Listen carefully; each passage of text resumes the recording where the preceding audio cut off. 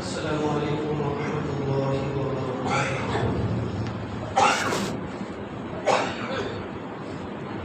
الحمد للہ وکفى والسلام علی عباده الذین اصطفى، اما بعد فاعوذ باللہ من الشیطان الرجیم، بسم اللہ الرحمن الرحیم۔ قل یا عبادی الذین اسرفوا علی انفسهم لا تقنطوا من رحمة الله إن الله يغفر الذنوب جميعا إن الله هو الغفور الرحيم۔ صدق الله العظيم۔ گرامی معزز سامعین، سب سے پہلے اس پاک پروردگار کی تعریف، توصیف، بڑائی، کبریائی جس نے ہم سبوں کو اس مبارک دن میں تیار ہو کر مبارک گھر میں بلایا۔ ساری تعریف خدا کے پاک کے لیے جس نے ہم سبوں کو انسان بنایا، اشرف المخلوقات بنائے۔ گزشتہ ہفتہ آپ نے زبان کے متعلق کچھ بات سنی، زبان کو کس طرح چلانا چاہیے، زبان کا استعمال کیسے کرنی چاہیے۔ جو شروع سے بیٹھتا ہے وہ مکمل طور پر باتیں اس کو سمجھ میں آتی ہیں، اور جو ماشاءاللہ پیچھے بیٹھنے والے آتے ہیں وہ صرف سنتے ہیں، سمجھتے نہیں۔ تو آپ لوگ خوش قسمت ہیں جو ماشاءاللہ پہلے آ گئے۔ تو زبان کو ہم اس طرح استعمال کریں جس طرح اللہ نے ہمیں حکم دیا ہے، کیونکہ زبان کی جو تکلیف ہوتی ہے وہ بہت گہرا ہوتا ہے۔ اگر کوئی تیر تلوار سے کسی کو تکلیف پہنچا دے تو وہ زخم بھر جاتا ہے، مگر زبان کی ایک تکلیف اگر پہنچ جائے تو نہیں بھرتا۔ کسی کو آپ گالی دے دو پھر وہ کبھی بھولتا نہیں ہے کہ فلاں شخص ہمیں گالی دی تھی۔ تو اسی لیے زبان کو ہم کنٹرول کر کے رکھیں۔ بہتر ہے کہ ہم خاموش رہیں۔ اگر ہم صحیح تکلم کر سکتے ہیں، صحیح بات کر سکتے ہیں تو کریں، اور اگر نہیں ہو سکتا ہے تو خاموش رہیں۔ میرے بھائی، اسی لیے ہم سبوں کو اپنی زبان کی حفاظت کرنی چاہیے، اس کے متعلق فکر ہونی چاہیے۔ بہرکیف آج میں نے آپ حضرات کے سامنے قرآن کی ایک آیت پڑھی ہے، بہت خوبصورت آیت ہے۔ اللہ تعالیٰ اس بندے کو، ہم لوگوں کو، ہم گنہگار بندوں کو کیا ہی خوبصورت انداز میں، کیا ہی ایک درد بھرانا انداز میں، جیسے کہ اگر ایک چھوٹا بچہ، ننھا سا بچہ ناراض ہو جائے تو اس کی ماں اس کو کس طرح بناتی ہے کہ میرا لال مان جا، میرے پیارے مان جا، یعنی کہ ہر وہ جملہ استعمال کرتے ہیں جس سے وہ بچہ مان جائے۔ کوشش ماں کی یہ ہوتی ہے کہ ہمارا بچہ خوش ہو جائے جب ناراض ہو جاتا ہے۔ تو اس آیت کو اگر ہم دیکھیں گے تو حقیقت میں یہ تو ایک دنیا کی ماں کی مثال ہے۔ اللہ کی جو بات ہے یہ اس سے لاکھوں کروڑوں گنا زیادہ اعلیٰ ہے۔ اللہ فرماتے ہیں، اے میرے نبی کہہ دیجئے، کیا کہہ دیجئے، قل یا عبادی الذین اسرفوا، جو اپنی جان کے اوپر ظلم کیا ہے، دیکھیے ان کا انداز دیکھیے اللہ تعالیٰ کا، اپنے کلام میں کیا کس انداز میں فرماتے ہیں کہ اے میرے نبی ان سے کہہ دیجئے جو اپنی جانوں کے اوپر ظلم کیا ہے، جو اپنے اوپر گناہوں کا پہاڑ لے کر بیٹھا ہے، اسے کہہ دیجئے لا تقنطوا من رحمت اللہ، لا تقنطوا، گھبراؤ مت، اللہ کی رحمت سے مایوس نہ ہو، وہ خدا بہت زیادہ غفور رحیم ہے، وہ خدا تمہارے تمام گناہوں کو بخش دیں گے۔ اے میرے نبی انہیں کہہ دیجئے جو اپنے اوپر ظلم کیا ہے وہ گھبرائے نہیں، میری رحمتیں بہت وسیع ہے، ان رحمتی وسعت کل شیء، اللہ کی رحمت بہت وسیع ہے، اس کی رحمت غضب سے زیادہ ہے۔ اللہ کی رحمت سے نا امید نہ ہو، اللہ تعالیٰ تمہارے گناہوں کو بخش دیں گے، تم نے جو کچھ کیا ہے سب کو معاف کر دیں گے۔ میرے بھائیو، اللہ تعالیٰ اس انداز میں کہتے ہیں کہ میرا بندہ میرے طرف آ جائے، میرا بندہ میرے طرف آ جائے، اگر گناہوں کو بخشنا پڑے تو بخش دوں گا۔ اللہ فرماتے ہیں کہ اگر تمہارے بڑے بڑے گناہ ہیں بخش دوں گا، بس تو میرے طرف آ تو صحیح، تو آتا کیوں نہیں ہے؟ تجھے کیا چیز ہے جو روک رکھی ہے؟ میرے طرف آنے سے تجھے کیا چیز روک رکھی ہے؟ آ تو صحیح، اگر میں تیری مغفرت نہ کروں پھر کہنا۔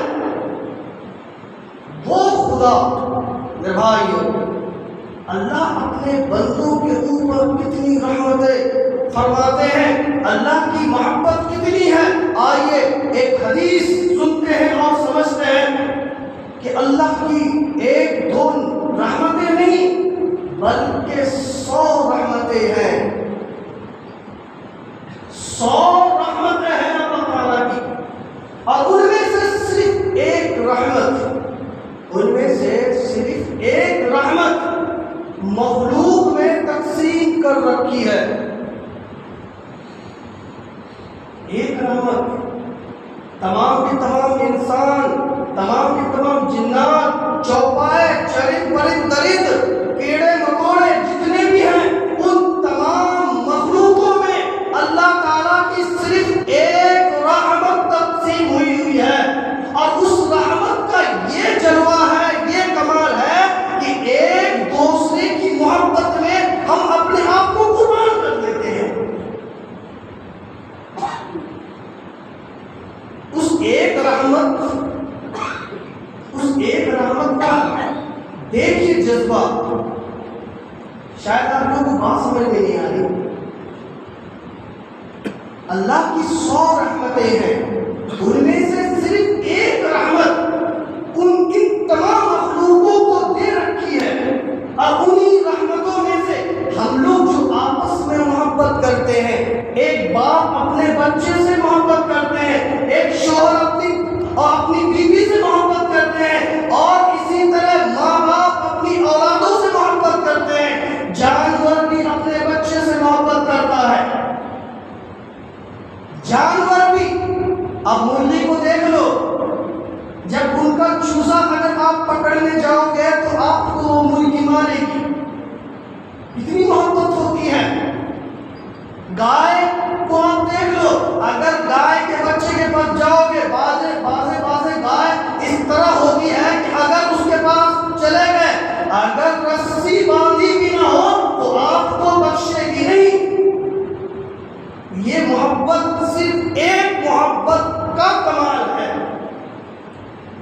ہم آپس میں کتنی محبت کرتے ہیں، ہم اپنی اولاد کے لیے کیا نہیں کرتے ہیں، کیا نہیں کر لیتے۔ تو اس ایک رحمت، صرف ایک رحمت کا یہ کمال ہے۔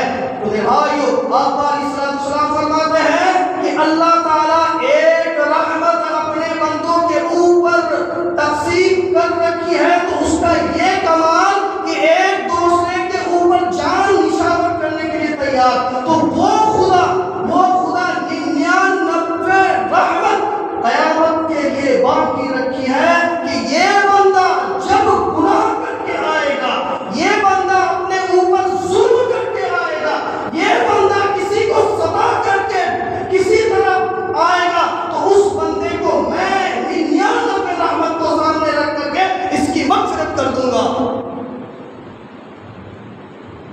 بھائیو قیامت کے دن کے لیے 99 رحمتیں رکھی ہوئی ہیں. تو اللہ تعالیٰ وہ غفور الرحیم ہے، اللہ تعالیٰ وہ ستار العیوب ہے، وہ غفار الذنوب ہے. اللہ کی رحمتیں بے پناہ ہے. اس کی رحمتوں کو ہم سمجھنے کی کوشش کریں. اس کی رحمتیں اتنی ہے وہ تو بہانہ ڈھونڈتے ہیں کہ میرا بندہ کس طرح میرے پاس آئے، کس بہانے سے آئے اور میں اس کی مغفرت کر دوں. کیا سمجھتے ہیں کہ ہم نماز پڑھتے ہیں اور اس نماز کی وجہ سے ہم جنت چلے جائیں گے؟ کیا سمجھتے ہیں کہ ہم کسی کا اگر تھوڑا بہت بھلا کر دیتے ہیں تو اس بھلا کی وجہ سے ہم جنت چلے جائیں گے؟ خدا کی قسم نہیں، بلکہ اگر ہم جنت جائیں گے تو خدا کی رحمت سے، نبی علیہ السلام کی شفاعت سے. خدا کی رحمت، ان رحمتی وسعت کل شیء، اللہ کی رحمت بہت وسیع ہے، بہت بے پناہ ہے. بھائیو آپ نے بنی اسرائیل کا واقعہ سنا ہوگا. بنی اسرائیل کا واقعہ آپ نے بہت کا سنا ہوگا کہ توبہ کے غرض سے ایک درویش کے پاس گیا اور کہا کہ میں بہت گنہگار ہوں، میں 99 قتل کر چکا ہوں، کیا میری مغفرت ہو جائے گی؟ کیا اللہ تعالیٰ مجھے معاف کر دیں گے؟ اور جس کے پاس وہ گئے ہوئے تھے وہ عالم نہیں بلکہ عابد تھا. وہ عالم نہیں بلکہ وہ عابد تھا. اس نے کہنے لگا کہ تمہاری مغفرت نہیں ہوگی، اللہ تعالیٰ تجھے معاف نہیں کریں گے. تو میرے بھائیو اس بنی اسرائیل کا شخص تلوار نکالی اور اسے بھی ان کا بھی کام تمام کر دیا اور پورے 100 ہو گئے. مگر اس شخص کے اندر اللہ کی رحمت کا کچھ جذبہ تھا. اس کے اندر اللہ کی ایک امید تھی کہ نہیں، وہ خدا معاف کرنے والی ذات ہے، معاف کریں گے. اس وجہ سے 100 قتل کرنے کے باوجود، حالانکہ اگر ناحق کوئی ایک شخص کو بھی کوئی قتل کر دے تو گویا کہ تمام انسانیت کو اس نے قتل کر دیا، ایک شخص کو بھی، مگر اس نے 100 کے 100 قتل کر دیے. مگر اللہ کی رحمت اور اللہ کی رحمت کی امید تھی، پھر بھی اس نے بیٹھا نہیں بلکہ پھر جستجو میں نکل پڑے، پھر تلاش کیے کہ کوئی ایسا ہے جو ہمیں یہ کہے کہ اللہ ہماری مغفرت کر دیں گے. چنانچہ اس جستجو کے بعد، تلاش کے بعد ایک عالم دین سے ملاقات ہوئی اور کہنے لگا کہ حضرت یہ داستان ہے، ہمارا یہ قصہ ہے، پورا واقعہ سنایا. پھر آخر میں وہ عالم صاحب، وہ درویش، وہ اللہ کا نیک بندہ کہا کہ اللہ کی رحمت تیرے گناہ سے کئیوں گنا زیادہ ہے. تیرے گناہ تمہارے گناہ سے بھی زیادہ ہے، اللہ کی رحمت بہت وسیع ہے، تجھے معاف کر دیں گے. تو گھبرا نہیں، تو گھبرا نہیں، اللہ تیرے گناہوں کو بخش دیں گے. اللہ کے حضور تو توبہ کر لے. میں بھائیو اس کے دل کے اندر ایک تڑپ تھی، اللہ کی ایک امید تھی کہ اللہ ہمیں معاف کر دیں گے. اس عالم نے کہا کہ اگر تو اس ماحول میں رہے گا، اس ماحول میں، جس ماحول میں تو نے قتل کیا، جس ماحول میں رہ کر کے تو نے گناہ کیا، اگر تو اس ماحول میں رہے گا تو تو اپنے توبہ پر قائم نہیں رہ سکتا، استقامت کے ساتھ رہ نہیں سکتا. ایسا کر تو اس گاؤں سے دوسرے گاؤں چلا جا، وہ فلاں گاؤں چلا جا، وہاں پر نیک اللہ کے بہت سارے اللہ کے نیک بندے رہتے ہیں، وہاں چلا جا. وہاں جائے گا تو تمہارا ماحول کی تبدیلی آئے گی اور وہاں بہت سارے اللہ کے نیک بندے ہیں. اس کی وجہ سے تمہارے اندر جو توبہ کا شوق ہے، اللہ تعالیٰ تمہارے سارے کے سارے گناہوں کو بھی معاف کر دیں گے اور تم توبہ کے اوپر جم جاؤ گے. تو بات قبول کر لی کیونکہ ان کے اندر شوق تھا اپنے تبدیل کا، اپنے اندر بدلاؤ کا شوق تھا. تو اس نے سفر شروع کر دیا. اب واقعہ بہت لمبی ہے، پورا واقعہ پورا وقت ختم ہو جائے گا، اسی لیے میں بس شوق کرتا ہوں اس کو. میرے بھائیو اس کی مغفرت ہوئی نہیں ہوئی؟ آپ بتائیے. واقعات تو سب سنے ہوئے ہیں، بس میں کہنا یہ چاہتا ہوں کہ اللہ کی رحمت دیکھیے تو صحیح، اللہ کی رحمت دیکھیے تو صحیح کہ اگر ایک ناحق قتل کر دے تو گویا کہ تمام انسانیت کا قتل کر دیا۔ اتنا بڑا گناہ ہے ناحق قتل کرنے کا، اس نے تو 100 قتل کیا تھا، کتنا بڑا گناہ کیا تھا، اس کے باوجود اللہ کی رحمت اس کے ساتھ ہے، اللہ کی رحمت اس کے اوپر ہے، تو اللہ تعالیٰ ان تمام کے تمام گناہوں کو اٹھا کر رکھ دیے اور اس کی مغفرت کر دی، اور جنت کے فرشتے آئے اور اسے لے کر چلے گئے۔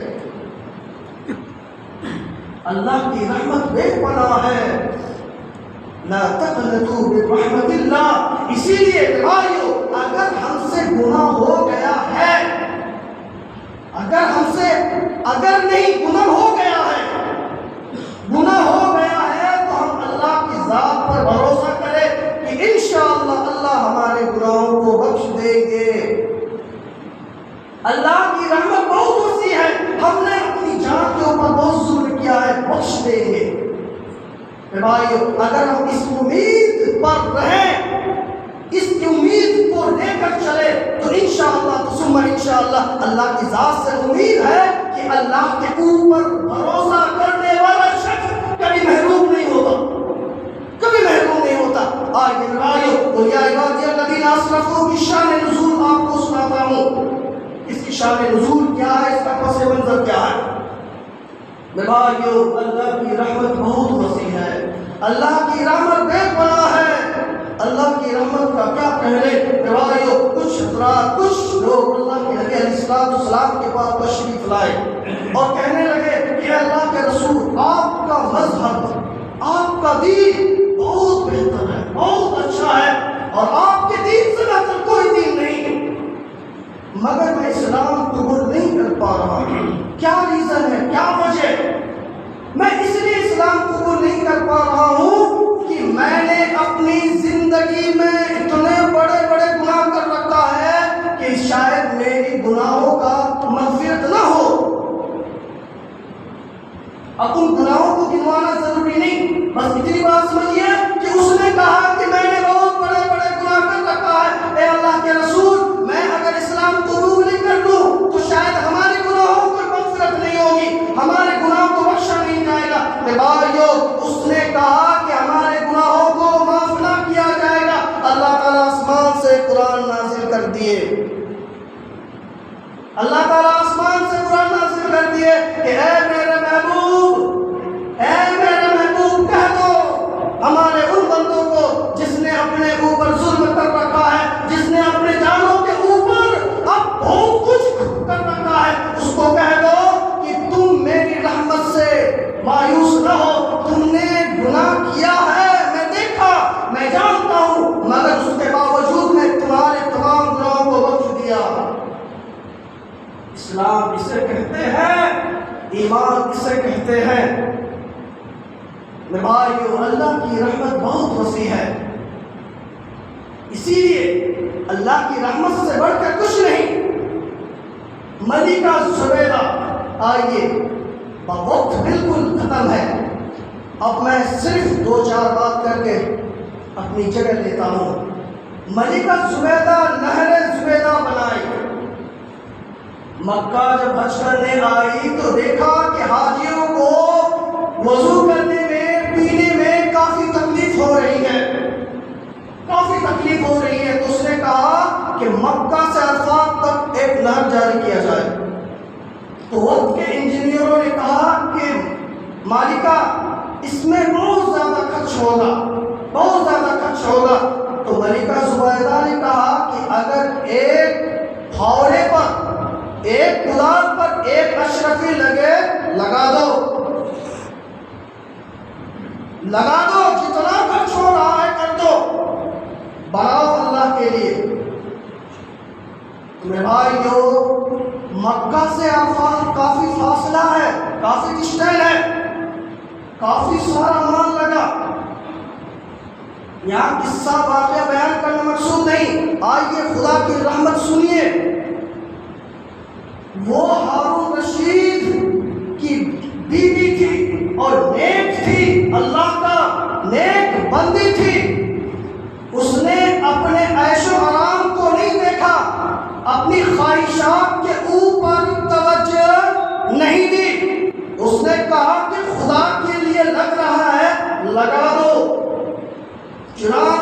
نہر تیار ہو گئی. بہت بڑا کام تھا، بہت بڑا کام تھا. کام کو پورا کر دیا. انجینئروں نے آ کر کے حساب دینے لگا تو کہا ملکہ زبیدہ نے کہ جتنے بھی کاغذ پھاڑ دو، میں تمہارا کیا حساب لوں؟ اگر خدا میرا حساب لے گا تو میں کیا جواب دوں گا؟ میں بھی حساب نہیں لیتا، جا سے پھاڑ دے. چنانچہ ایسا ہی کیا گیا. ایک دن آیا، ملکہ زبیدہ دنیا سے پردہ فرما گئی.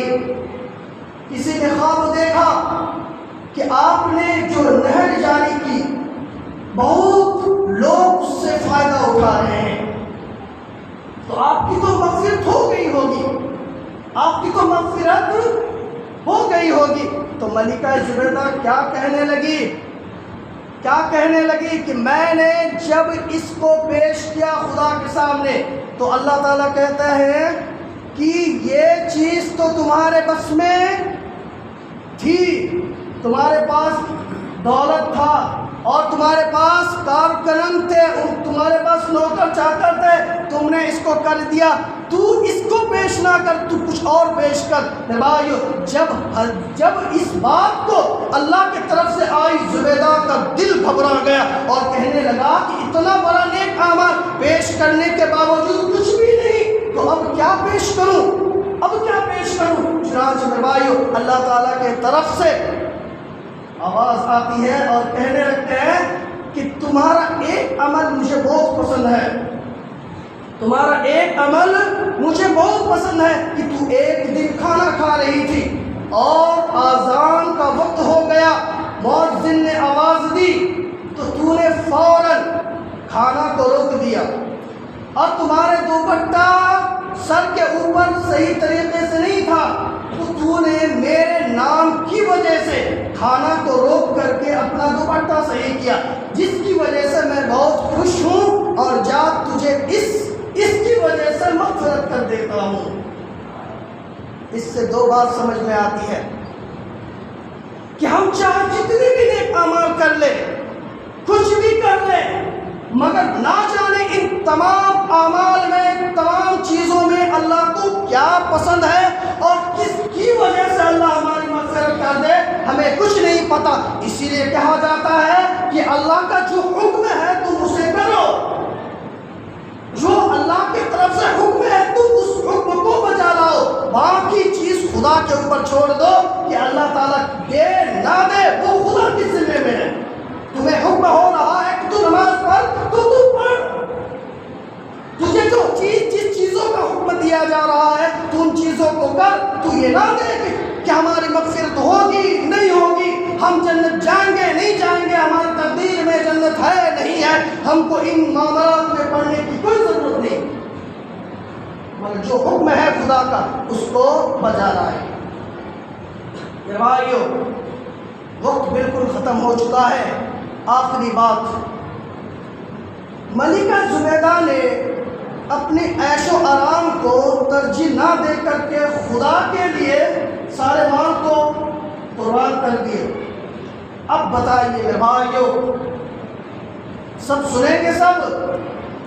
سب سنیں گے؟ اب بتائیے، ہماری مسجد کا کام چل رہا ہے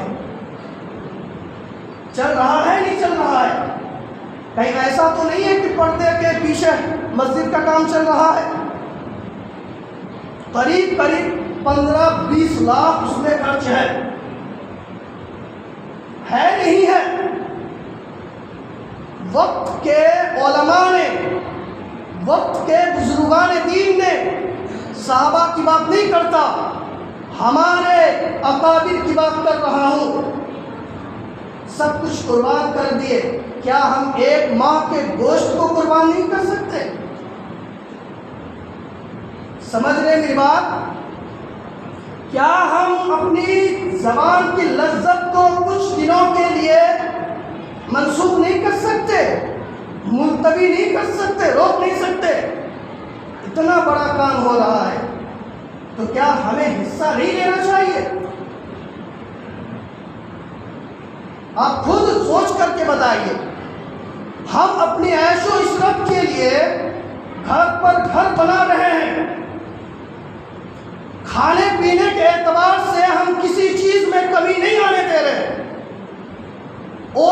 پہننے کے اعتبار سے ہم کسی چیز میں نہ خود کے جسم میں کمی آتی ہے نہ اپنی اولاد کے جسم میں کمی آتی ہے، تو کیا ہمیں ان چیزوں کے اوپر دھیان نہیں دینا چاہیے؟ خدا کی قسم آپ نے ایک بار نہیں ہزاروں مرتبہ سن چکے ہیں کہ صدقہ جاریہ 3 ہے، ان میں سے ایک صدقہ جاریہ یہ بھی تو ہے نہیں ہے؟ بتائیے، ہے نہیں ہے؟ بالکل ہے۔ تو کیا اس کو بننے کے بعد ہم چندہ ڈالیں گے مسجد میں؟ جب تیار ہو جائے گی، چالو ہو جائے گی ہر ایک چیز، ہم جب باتھ روم میں جائیں گے، وضو بنائیں گے، تب ہم چندہ دیں گے؟ بتائیے کب دیں گے ہم چندہ؟ اسی لیے میں کہہ رہا ہوں، درخواست کر رہا ہوں کہ اپنی لذت کو، اپنی زبان کی ٹیسٹ کو کچھ دن کے لیے روک دیجئے۔ ہم روز گوشت لاتے ہیں 200 روپے کا، 400 روپے کا، کچھ دن کے لیے روک دیں خدا کے لیے۔ تو اسی لیے میرے تمام بھائیوں سے درخواست ہے، تمام بھائیوں سے، بلکہ ہم سب ایک عہد لیں کہ ہم باہر سے پیسے آنے نہیں دیں گے انشاءاللہ، اور یہ اس وقت ہو سکتا ہے جب کہ ہم خود ذمہ لیں اس چیز کو، ورنہ کوئی اور آئے گا اور اپنا نیکی لے جائے گا۔ پیشاب ہم کریں گے، وضو ہم کریں گے، ثواب کوئی اور کما لے جائے گا۔ ہے نہیں ہے؟ غلط کہہ رہا ہوں؟ پیسہ میں دوں گا تو ثواب ہمیں ہی تو ملے گا۔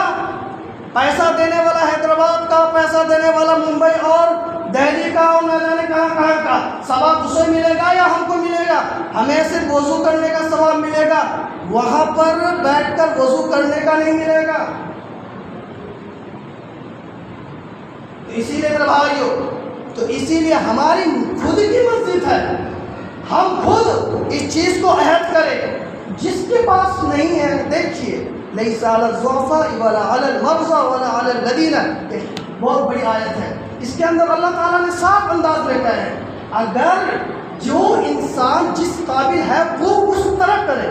اگر تمہارے پاس زیادہ نہیں ہے، تمہارے اوپر زور و زبردستی نہیں ہے، کتنے سارے ایسے حضرات ہیں جو حج نہیں کر پاتے، اس سے پہلے مر جاتے، تو کیا کل قیامت کے دن اس کو زبردستی کیا جائے گا تم نے حج کیوں نہیں کیا؟